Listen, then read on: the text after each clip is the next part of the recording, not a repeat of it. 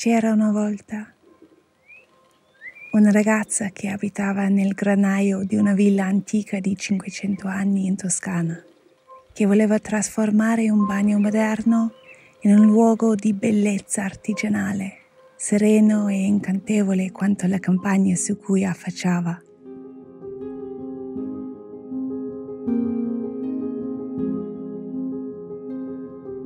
If you're just joining us, you may want to start with part 1, published last Friday. My quest continues to finish stenciling 358 tiles by hand, find vintage furniture and rustic solutions for a very small space to make it feel cozy and beautiful and more in harmony with the rest of the house, and also to restore a little fabric and timber stool the old-fashioned way with webbing and natural stuffing. Now you might be saying, Kylie, why go to all this trouble when it's just the underside of the cushion that nobody will see? But I say, as it is for beautiful lingerie only seen by the woman wearing it, or a clean conscience even if you could get away with cheating on something, I'll know what is underneath, and that will be my own private satisfaction.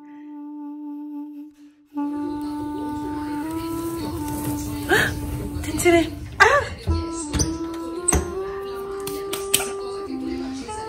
Wow.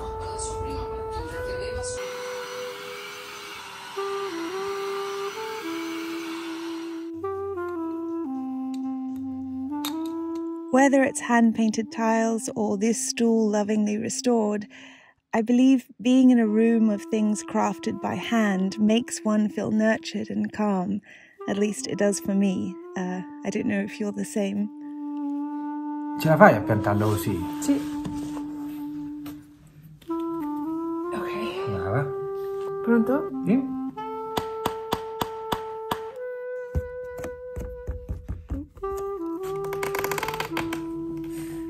What happened? No, it sounds like a boat, no?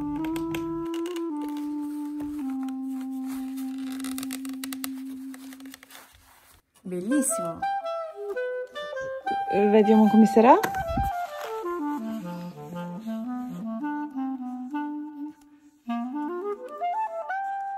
So this fluffy layer here is to protect the green fabric from the stuffing, which is natural and sort of like a straw or hay. I feel like a bird making its little nido. Yes.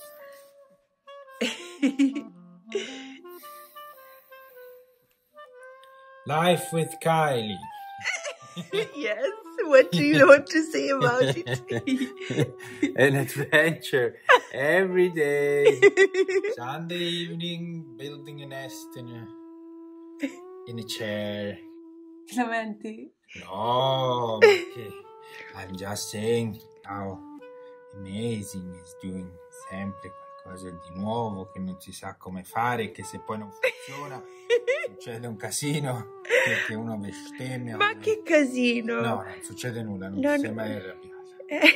Mi arrabbio io, mi arrabbio. Mi sembra fatto bene, no? Sì. I don't know, what are we comparing it to? Nests that we've seen in trees? No, it's the Cugino It. No, a me sembra, to me it seems like the manger for baby Jesus. Right.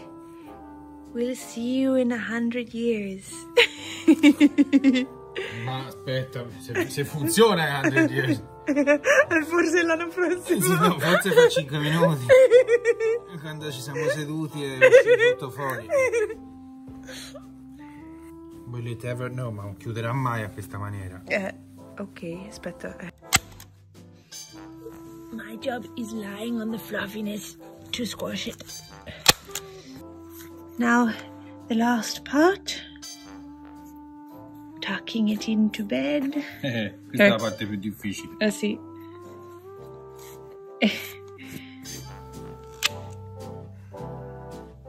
Ce l'abbiamo fatta. Bello. Dai, perfetto, dai. Sì. Perfetto. Ora ci si bisogna sedersi sopra. E si sfonda su. Grazie, amore. Grazie a te per questa nuova avventura. Now the final moment. Ooh. Beautiful. Beautiful. Grazie. So this is me putting a coat of resin on the finished stenciled walls. As everyone who's done a renovation knows, often the most time-consuming part is actually all the research and running around to source different pieces. The things I changed were a larger vintage mirror to replace the cabinet and make the space feel bigger and also more cozy, a brass overhead light for the new mirror, a brass vintage ceiling light to replace the straw lampshade. This brass reference I took from the window latch and the bathroom door handles. I have my lovely bargain makeup case from the secondhand store, and I also bought 3 of these woven boxes. This is better than a drawer or a cupboard because you can divide your toiletries into categories, so it's easier to find things, but also, they have lids, so it's not all messy and on display or on the sink. If you haven't gone through your bathroom cabinet or drawers recently, do it. It's so cathartic. I think both men and women inadvertently hoard so much in a bathroom that can just be thrown out or organised better. I replaced the IKEA cream shelves with darker antique shelves that I found here on the property. I searched forever, and on eBay I found this timber wall shelf that is actually made from antique ceiling beams, and it's the same colour ceiling beams as the beams in the actual bathroom. I wanted it to create a high place for candles so that they cast a soft light over the whole room when you're in the bath. And then this colour timber ties in not only with the ceiling but also with a timber bathtub tray that I found on Amazon for resting books and wine when you're in the bath. And of course I have the stool for just placing clothes when you're undressing or if someone wants to sit down to keep the other person company when they're taking a bath. So one of the challenges that I had was I don't like it when you have all those shampoo bottles and soap bottles just around the bath edge and it just becomes really cluttered. And of course, if you have a little cupboard or something, you could sneak them away there, but then that's not really realistic. It's just, you shove them in there when guests come, but as you're living every day, you're seeing that clutter, and I think it's important to think about how you live it realistically. And so, because we're really short on space here, I thought I'd just put a hook here, and then in this basket, which you can reach from standing up in the bathtub or sitting in the bathtub, you can get the shampoo bottles and things. But I'm really happy with it because it just sort of keeps things contained and less cluttered, because with a small bathroom, you see all the clutter, and as soon as you walk in, so you've got to have everything organised. Of course, we did have this thing which you stick to the corner of the shower, but I don't like this because then you just have, and I'm going to sound really particular and fussy here, but then you just have all these different coloured and different shaped bottles, and it's so, I don't know, it's not pleasing to the eye. Yeah, probably a bit overboard, and for most people this thing here would be fine, but not for me because I'm a crazy person. I'm replacing all the plastic holders with all new silver hooks and racks to match the existing sink and bath taps. So toilet roll holder, towel rack, hand towel rack, bidet towel rack, dressing gown hooks, overhead spare towel rack, and a hook for the shower bottle basket. Oh my gosh, so there was a workman just on the property, and I just asked him if he could come with a screwdriver to put in the hooks, and the towel rack and the shelving and everything to put some holes in the tiles, which was quite scary, thinking, oh my gosh, are these just going to splinter apart? But no, they didn't.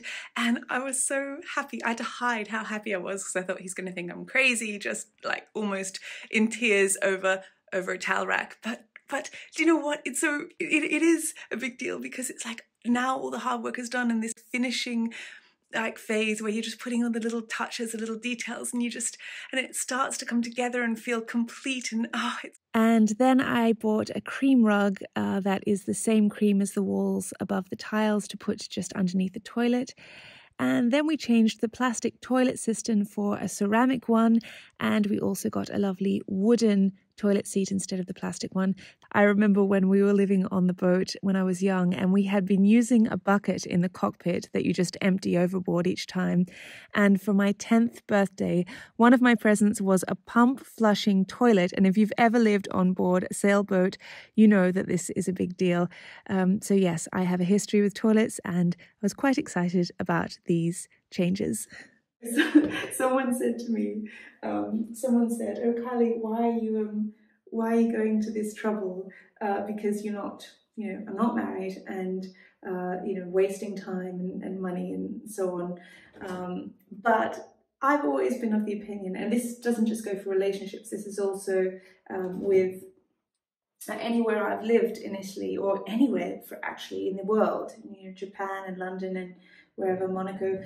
If you always say to yourself, "Oh, I won't spend time, or I won't go to any trouble making this a nice space because I'm only here for the short term," do you know what? Invariably, you're always going to be there longer than you think you're going to be. That's one. And second, your life is now. Like, your life is now.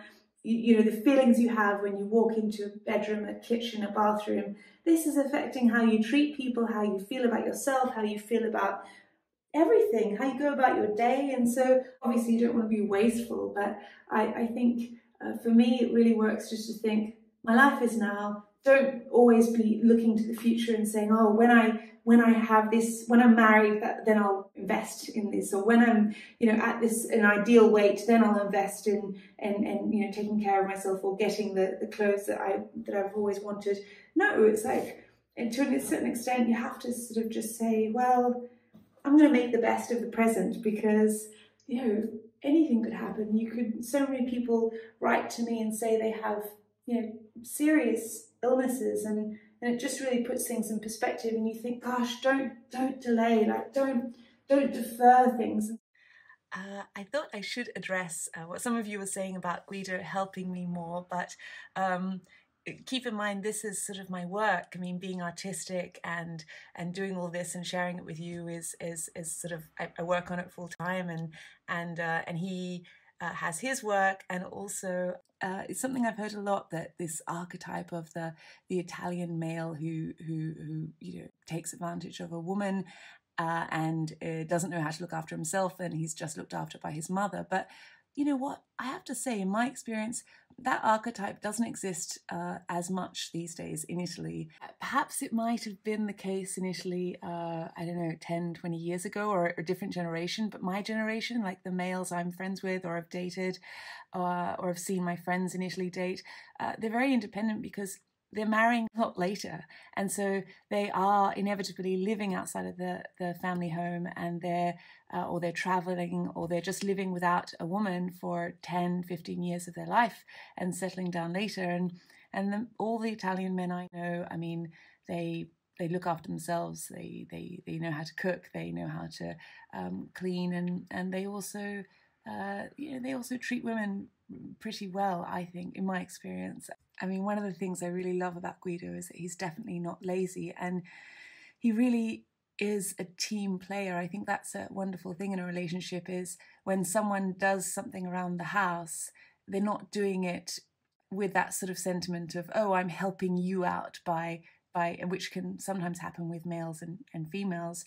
"I'm helping you out by cleaning up or washing the dishes." He always just does it because he's helping us out. Like, that's really lovely, because I'll tell you what, I've been with people outside of Italy who aren't like that. They'll do the washing up, but they sort of huff and puff and groan and want to be praised for doing something that is just for the partnership, And that's the mentality Guido always has. Like, I don't ever have to ask him for help with anything. I just turn around and he sees something that needs to be done and he does it. And it's quite a an admirable quality. We both just do as much as we can for the partnership, and it's not, you're never keeping score. And I think that's, well, that can be quite rare. And I know that many of you who are in long-term relationships or married will appreciate that. Quindi, what is the lesson that we have learned? Ognuno il suo mestiere. Sì. Quindi se hai bisogno di vernici per cose difficili come dipingere le mattonelle, bisogna andare dai professionisti. Sì, però dobbiamo raccontare tutta la storia perché non sono aggiornati. Quindi, ok, ma con o senza le parolacce? Little update on the floors. So the truth is, we made a mistake, and although I'm not a professional, so I did seek the advice of professionals. We went to 2 different stores, asked their opinion, and bought the paint that was for floors, for tiles, for bathroom, cleaned it all with acetone as they recommended, but it just wasn't enough. And also, I mean, to me, it didn't make sense because there is paint that's bicomponente. I don't know how to say that in English, but anyway, that you have to mix 2 things together. And I did think like, well, I don't know. Anyway, the point is, wasted a bit of time and a bit of money, but you live and learn, and I suppose that's the the risk you always take when you're doing things yourself. But at least now I know, and so now I have to sand back all of that paint and then go with another coat of new paint.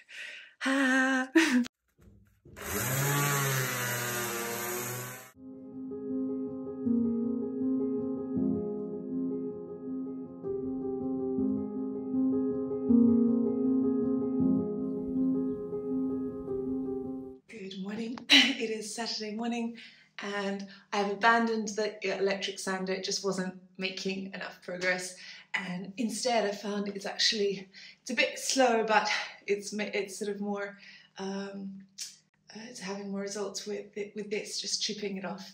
So it's a long process, but you put on a good podcast and some good music and it's not so bad. No, siamo stati Prima siamo andati, si possono fare i nomi delle catene. Prima siamo andati da Obi e... No, prima di Obi siamo andati... No, il Cappelli siamo andati dopo. Ah, sì. A prendere la resina e gli stenzi. No, prima di Obi siamo stati in un altro posto, ti ricordi? Ah, sì, a Bricoman. Okay, so a lot of you have told me you're interested in renovating a property in Italy, so I don't know, maybe this is helpful. We started at Bricoman. Bricoman is a huge big warehouse, great for renovation because it's got all your sort of really functional stuff, but you won't find anything with a design focus or anything aesthetically pleasing or stuff for sort of arts and crafts. And they had a paint selection, but there was just no one really around to kind of help you and answer questions, so we didn't get anything there. Also tried Leroy Merlin, which is quite good. They have like huge range of things and also some stencils, but nothing that I liked, so we didn't get anything there. Obi was the next choice. Obi is great, like great selection of stuff and reasonably priced, and the staff were helpful but not knowledgeable, so that's where we made the error of buying the floor paint that didn't work. Also, their paintbrushes were kind of cheap, like when I was using the roller it started falling apart. Then we went to Colorificio Capelli in Empoli, and that's actually where I got the paint last time. For the kitchen and also the stencil actually. They're really good. I mean, these guys look after professional painters, so they definitely know what they're talking about. And if you go upstairs, you think it's all just paint, but there's a little room upstairs where you'll find lots of arts and crafts and materials for stenciling. I got the border for the stencil this time from there, but I got the main stencil from a place called, well, they have a problem with consistency and branding because they're called, the website is Mobili per Passione. But they just need to, they have different brand names. But anyway, they do custom stencils as well, so you can get it sent out, which is what I did. You can buy it online, and they're quite reasonably priced as well. Okay, so let me tell you the drama of the floors. Firstly, look, I mean, in retrospect, it seems silly. Why didn't I just get the vernice bicomponente, you know, the paint that you have to mix it in together, and then you can only use it within a certain amount of time, but that just dries. You don't even need a resin on top, and it's got a nice glossy finish, and everyone tells you don't even really need to sand the tiles back. It's just, you just have to make sure they're really, really clean. But I didn't do that because at Obi we found this floor paint, and the guy there said to us, no, buy this one that doesn't need to be mixed, and it just needs to be left for a long time to dry, which is what we did. So I put 2 coats of that on, and then as you saw, it started bubbling up. We started chipping away with those little tools, and that seemed to work. And finally we removed all of the 2 coats of white that was bubbling, and then went back to a different paint store and got this blue paint. And we had to put 2 coats, and obviously it's the bicomponente vernice, so you have to mix it in and then use it within a certain amount of time. So the first coat is beautiful. We both loved the blue. I put it on quite thick, and then the second coat, it dried purple, and this was just quite distressing. Poor Guido, he realized that he had made a mistake when he mixed it, because he mixed it for me, trying to be helpful, but it was late at night and he was tired, and he made a silly mistake. But he felt so guilty that it meant that we now had to sand back the 2 layers of blue and start again and buy new paint. So he got this super powerful sander. The problem with that was he started sanding the blue back, and then there was just like a cloud of blue everywhere. I mean, he shut the door, but it came underneath the door and out into the dining room. It was incredible. I didn't film it because honestly, he had to strip down, and he was like half naked, just cleaning this blue dust. And it looked quite dramatic, but I didn't want to annoy him. You know, like the last thing you want when you have a disaster like that is someone sticking a camera in your face and recording you. So I just stood outside and tried to clean up all the blue dust that had come outside. I mean, it's just incredible what those sanders can do. Again, something we would have known if we were professionals, but we're not. And then I just did one really thick coat, hoping that would be enough, and it was. It came out beautifully. I had to paint it with a shower cap on because, as you can see, I have a lot of hair, and no matter what I did, even if it was tied back in a ponytail, my hair, I shed like a dog. So there was always my hair just in the paint. Abbiamo fatto 2 di bianco, sì, e 2 di blu. Questa è la quinta. Sì. Sì. Per colpa mia è toccato scartare di nuovo tutto. No, but you were amazing. Sì, ma lo vedete. How many hours were you working on sanding this today? No, 1 hour to sand and 4 to clean because dust went everywhere. But putting the wrong proportions, it became purple. And my girlfriend... I didn't say anything. Because you are an angel. No. And c'è un detto a Firenze che per bischeri non c'è paradiso, quindi... Se uno sbaglia a fare le proporzioni col cavolo di bicomponente, poi tocca rigrattare tutto.